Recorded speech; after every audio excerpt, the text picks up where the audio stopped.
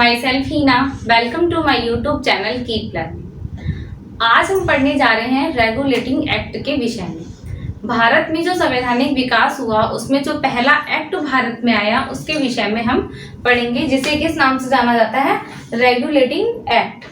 और ये किस सन में आया है? कि रेगुलेटिंग एक्ट भारत आया 1773 में, 1773 में ये भारत में लागू किया गया। कौन सा एक्ट? Regulating act. इसी के बारे में हम पढ़ेंगे। हमने पढ़ा था कि 1600 ईस्वी में क्या है, जो ब्रिटिश ईस्ट इंडिया कंपनी है वो भारत में आती है व्यापार करने के लिए। जब हम पढ़ रहे थे यूरोपीय कंपनियों का भारत में आगमन, तो हमने उसमें सारी कंपनियों के विषय में पढ़ा था कि कौन कौन सी कंपनी भारत में आई। लेकिन जो सबसे ज्यादा व्यापक रूप से जिस कंपनी ने यहाँ पर व्यापार किया और यहाँ के क्षेत्रों को अपने अधीन किया, वह कंपनी थी ब्रिटिश ईस्ट इंडिया कंपनी।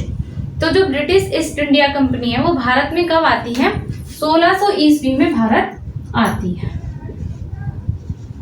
1600 ईस्वी में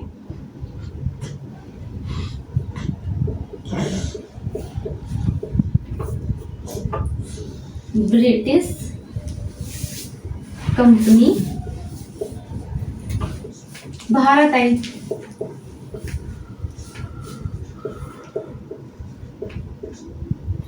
भारत आने के बाद इन्होंने भारत के अलग अलग क्षेत्रों में अपनी कोठियां स्थापित करी और यहाँ पर व्यापार करने लगे। कई सारे क्षेत्रों पर इन्होंने अपनी व्यापारिक कोठियां बनाई तथा अलग अलग क्षेत्रों में अलग अलग चीजों का ये व्यापार भारत में आकर करने लगे। धीरे धीरे हम देखते हैं कि व्यापार करने के साथ साथ कंपनी ने क्या करा कि भारत के राजनीतिक मामलों में भी हस्तक्षेप करना आरंभ कर दिया, क्योंकि कंपनी अपना प्रभुत्व बढ़ाना चाहती थी। यहाँ पर राजनीति के माध्यम से क्या है, यहाँ पर पूरा शासन करना चाहती थी। इसीलिए कंपनी क्या है, धीरे धीरे जो यहाँ की राजनीति है उसमें भी हिस्सा लेना आरंभ कर देती है। और इसके लिए जो ब्रिटिश कंपनी थी, इन्होंने क्या करा, जो यूरोप से अन्य कंपनियां भारत आई थी, जैसे डच, पुर्तगाली, ये जो भारत आए थे फ्रांसीसी व्यापार करने के लिए, इन सभी को पीछे कर दिया और ये कंपनी एक व्यापक कंपनी के रूप में उभर कर सामने आती है, ब्रिटिश ईस्ट इंडिया कंपनी। यहाँ पर इन्होंने क्या करा, जब इन्होंने राजनीति में हस्तक्षेप करना शुरू कर दिया, तो हमने लास्ट क्लास में पढ़ा था कि 1757 में प्लासी का युद्ध होता है। 1757 में जब प्लासी का युद्ध हुआ,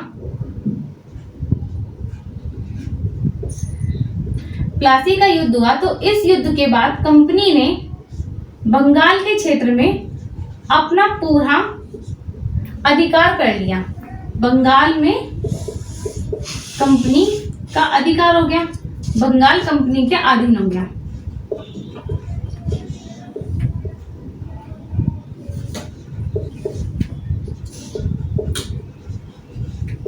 यानी कि यहाँ की जो दीवानी थी वो किसको मिल गई? ब्रिटिश ईस्ट इंडिया कंपनी को यहाँ की दीवानी मिल गई बंगाल की। और इस तरीके से क्या है कि बंगाल के जो क्षेत्र थे, जिसके अंतर्गत बंगाल में उड़ीसा, बिहार, इन क्षेत्रों को भी सम्मिलित किया गया था। तो इन तीनों क्षेत्रों पर कंपनी का अधिकार हो गया। इन क्षेत्रों से राजस्व वसूली करने का अधिकार किसको प्राप्त हो गया? कंपनी को प्राप्त हो गया। बाद में हमने देखा कि लॉर्ड क्लाइव के समय में क्या है, भारत में दैत शासन व्यवस्था भी लागू की गई। ये जो दैत शासन क्लाइव के समय में हमने पढ़ा था ना कि कौन सी व्यवस्था लागू की गई थी? दैत शासन। तो इस व्यवस्था में क्या किया गया, ये जब बनी तो इसमें क्या किया गया कि कंपनी ने अपने पास तो रख लिए अधिकार। कंपनी के पास क्या थे? सारे अधिकार थे। और जो नवाब थे उनको दे दिए गए दायित्व। जो नवाब थे उनके ऊपर दे दिए गए उत्तरदायित्व। जनता के प्रति जितने भी उत्तरदायित्व थे, जनता के हितों में कोई भी कार्य करना था या फिर उनकी प्रगति के लिए जो भी कार्य किए जाने थे वो किसके द्वारा किए जाने थे? ये जिम्मेदारी दे दी गई नवाब को। और जो राजस्व वसूली का जो अधिकार था वो अधिकार किसने रख लिया? कंपनी ने अपने पास। अब एक सोचने की बात है कि जब शासक के पास किसी भी प्रकार का कोई अधिकार ही नहीं होगा, कोई इनकम का कोई जरिया ही नहीं होगा, तो वह अपनी प्रजा की देखभाल कैसे करेंगे? अपनी प्रजा के हित में कार्य कैसे कर पाएंगे। तो ऐसा ही बंगाल में हमें देखने के लिए मिला, जब कंपनी ने अपने लाभ के लिए अधिकार तो अपने पास रख ले, आय के जितने भी साधन थे वो अपने पास रख लिए और जो जिम्मेदारियां थी वो नवाब को सौंप दी। तो अब नवाब इन सारी जिम्मेदारियों को कैसे निभाए, तो इसका प्रभाव क्या पड़ता है 1770 में बंगाल में पड़ जाता है अकाल। बंगाल में अकाल पड़ जाता है।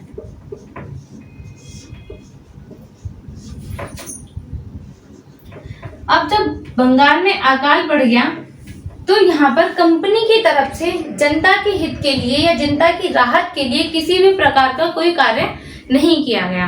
मतलब कंपनी सिर्फ भारत में अपना ही मुनाफा चाहती थी, सिर्फ अपने ही लाभ के लिए जो भी कार्य कर रही थी, उसको यहाँ की जनता से कोई लेना देना नहीं था।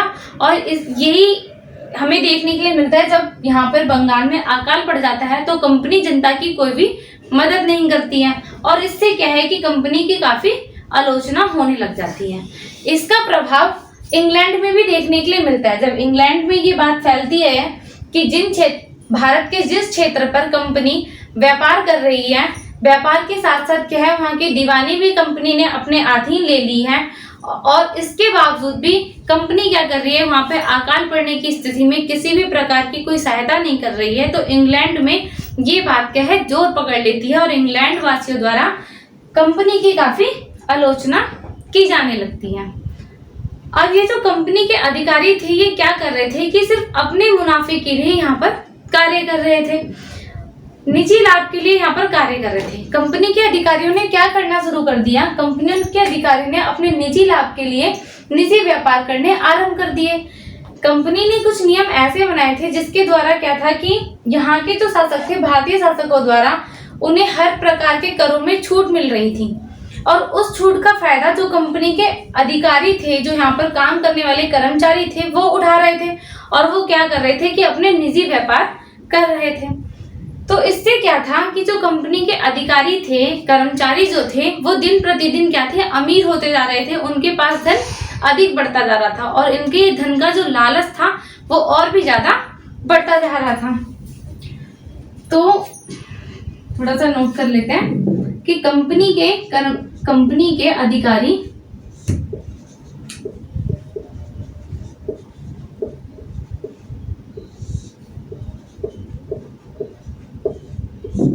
अपने लाभ के लिए निजी व्यापार कर रहे थे।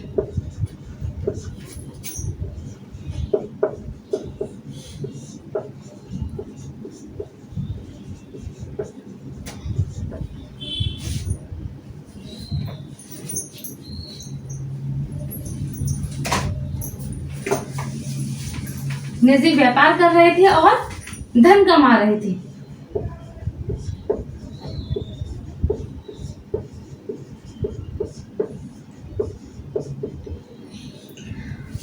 और साथ ही साथ क्या था कि यहाँ के जो शासक थे उनके द्वारा भी उन्हें उपहार में अधिक मात्रा में धन की प्राप्ति होती जा रही थी। तो क्या था कि अधिकारियों के अंदर बहुत ज्यादा लालच पैदा हो गया और इस लालच से क्या हुआ कि उन्होंने जो कंपनी का व्यापार था उसकी तरफ तो ध्यान देना अधिकारियों ने कर दिया कम, या अपने निजी व्यापार में लग गए।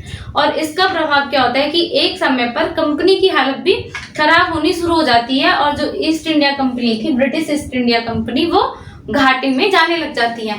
कंपनी को घाटा होने लग जाता है क्योंकि इसके कर्मचारियों के बीच में क्या हुआ, भ्रष्टाचार फैलने लगा। वह सिर्फ अपने मुनाफे के बारे में सोच रहे हैं, कंपनी के लाभ के लिए नहीं सोच रहे हैं, कंपनी के काम पर ध्यान न देकर अपने निजी व्यापार पर वो ध्यान दे रहे हैं।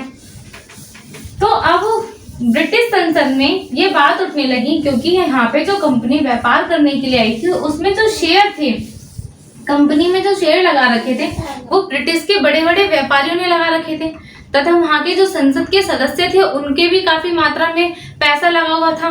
तो उन सभी को इस बात का डर सताने लगा कि क्या है कि ये कंपनी तो अब घाटे में जाती जा रही है और कहीं ऐसा ना हो कि हमारा सारा पैसा डूब जाए। तो ब्रिटिश संसद में क्या है, इन कर्मचारियों के खिलाफ क्या है, आवाज उठने लग जाती है। ब्रिटिश संसद में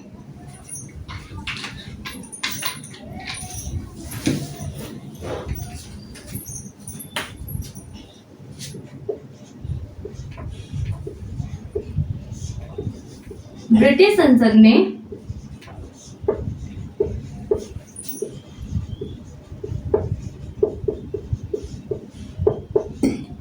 कर्मचारियों के भ्रष्टाचार को लेकर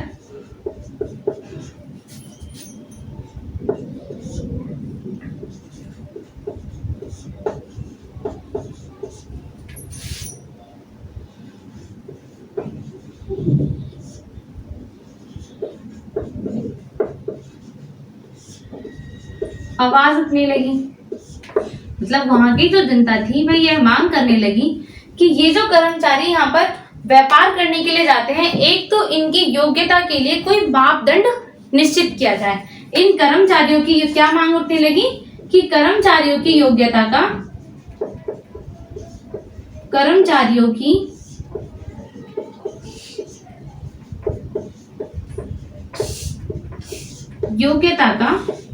मापदंड निश्चित किया जाए। मतलब कोई एक पैमान वो बनाया जाए, नियम बनाए जाए कि यही व्यक्ति क्या है, यहाँ पर व्यापार करने के लिए जा सकते हैं।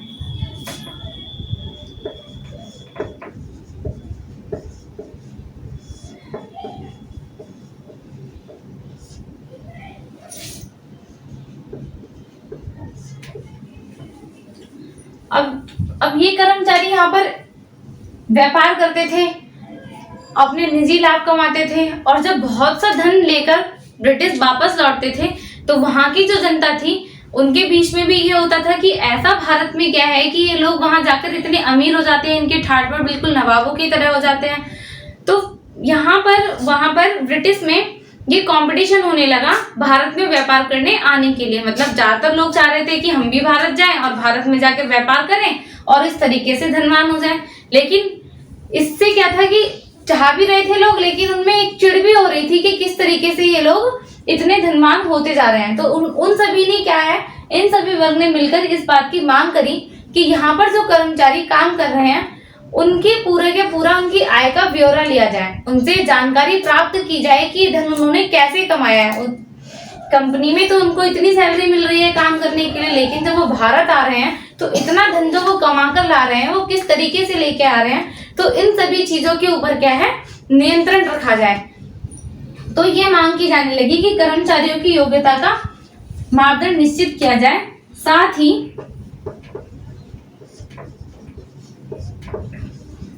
कंपनी की गतिविधियों पर नियंत्रण रखने के लिए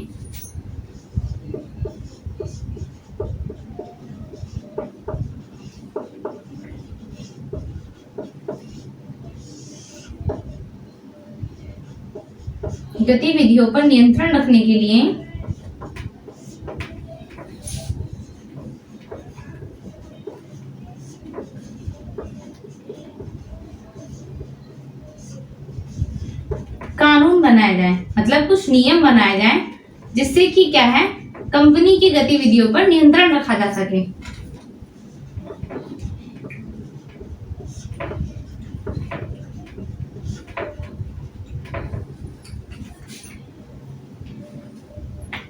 और इसी बात को ध्यान में रखते हुए 1773 में एक एक्ट जो है वो बनाया जाता है, जिसे हम किस नाम से जानते हैं, रेगुलेटिंग एक्ट।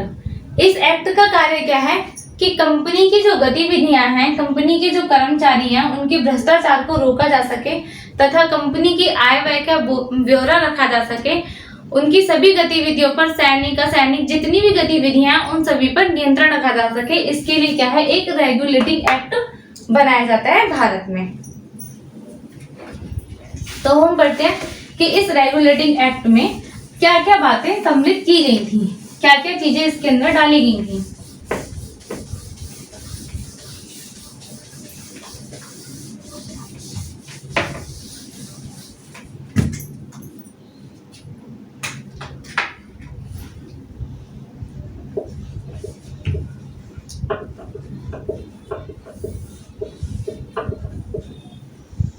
रेगुलेटिंग एक्ट कब आया, 1773 में।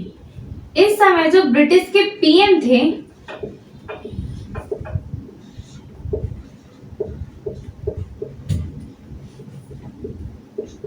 प्रधानमंत्री जो थे कौन थे? लॉर्ड नाथा। लॉर्ड, ये यहाँ के प्राइम मिनिस्टर थे। तो इन्होंने एक एक्ट बनाया ब्रिटिश में, जिसे भारत भेजा गया कंपनी की गतिविधियों पर नियंत्रण रखने के लिए। इसके अंतर्गत क्या क्या बातों को शामिल किया गया? एक तो जो बंगाल का गवर्नर का पद था, उस गवर्नर को जनरल गवर्नर बना दिया गया। बंगाल के गवर्नर को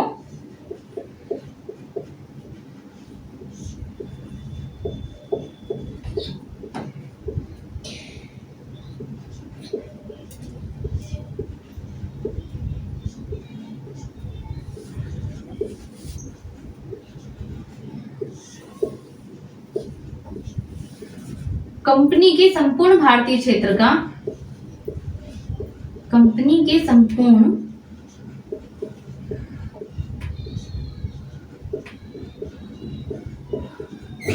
भारतीय क्षेत्र का गवर्नर जनरल बना दिया गया।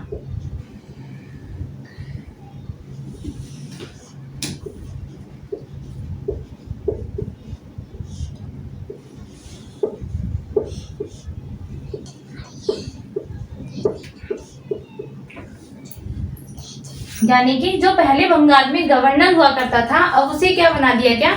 जो कंपनी जितने भी भारतीय क्षेत्र पर व्यापार कर रही है, या फिर जितने भी भारतीय क्षेत्र उसके अंतर्गत आते हैं कंपनी के अंतर्गत, उन सभी क्षेत्रों का गवर्नर जनरल बना दिया गया। किसे? बंगाल के गवर्नर को। और गवर्नर जनरल की सहायता के लिए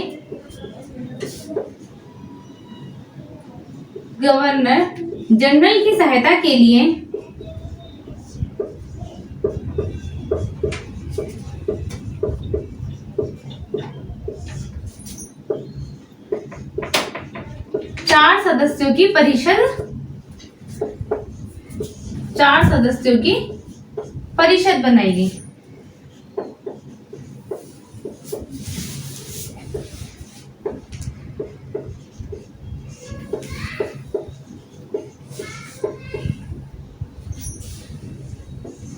तो पहला पॉइंट जो हमें याद रखना है वो ये कि बंगाल के गवर्नर को संपूर्ण क्षेत्र का गवर्नर बना दिया गया, जिन क्षेत्रों पर ब्रिटिश कंपनी व्यापार कर रही थी। और दूसरा, जो गवर्नर जनरल था, इसकी सहायता के लिए 4 सदस्यों की परिषद बनाई गई। साथ साथ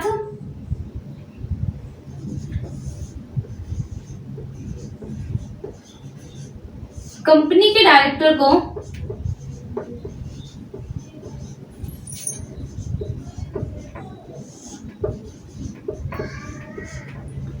ये कहा गया कि कंपनी के डायरेक्टर से ये कहा गया कि कंपनी के राजनैतिक, राजस्व, सैनिक, असैनिक, मतलब जितने भी प्रकार के कार्य हैं जो भारत में कंपनी द्वारा किए जा रहे हैं, उन सभी बातों को क्या है, ब्रिटिश संसद के सामने प्रस्तुत किया जाए। उन सभी बातों का ब्यौरा ब्रिटिश संसद के सामने रखा जाए।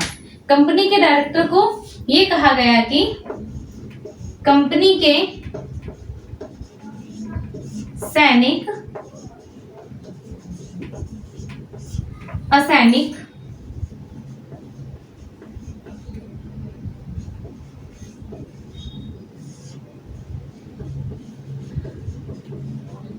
राजस्व संबंधी सभी मामले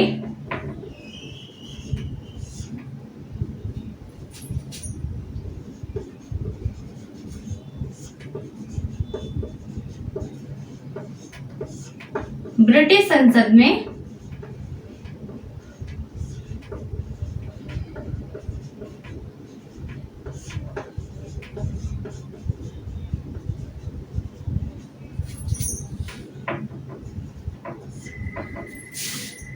रखे जाएं।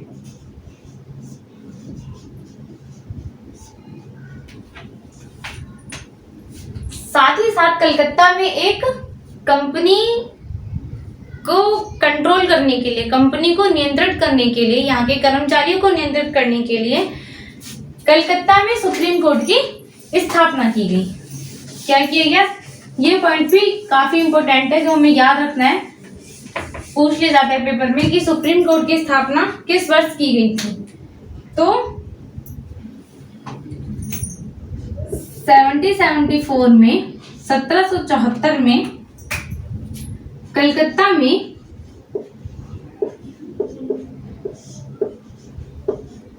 सुप्रीम कोर्ट की स्थापना की गई।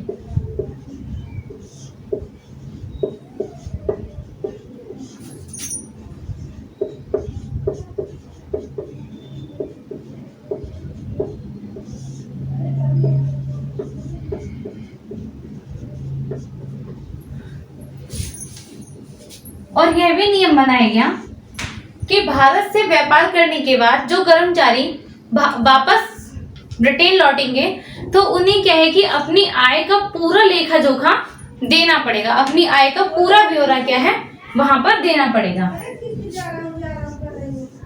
कर्मचारियों को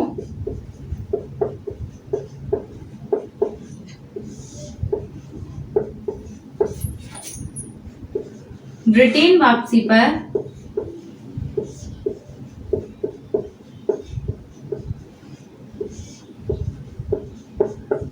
अपनी आय का पूरा ब्यौरा देना होगा।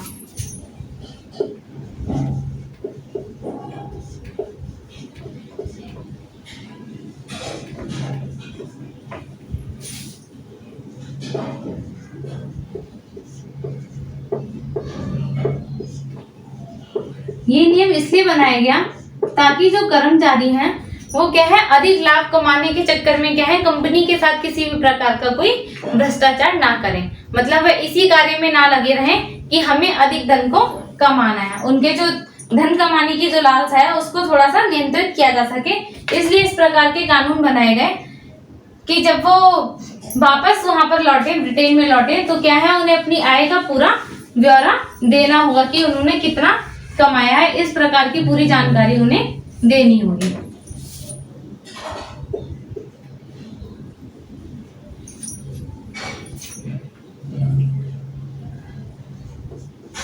और नियम बनाया गया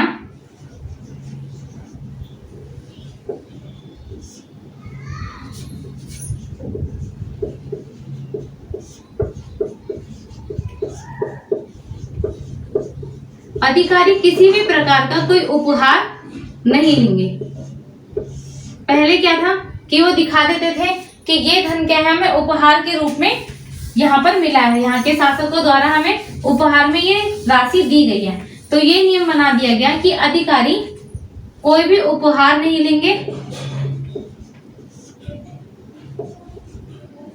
साथ ही साथ निजी व्यापार भी नहीं कर सकते।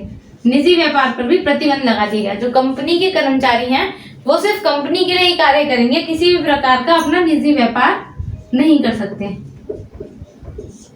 तो निजी व्यापार पर भी रोक लगाई गई। इस तरीके के कुछ नियम बनाए गए ताकि क्या है कंपनी को कुछ नियंत्रित रखा जा सके और क्या है कंपनी घाटे में ना जाए, कंपनी को घाटे में जाने से बचाया जा सके।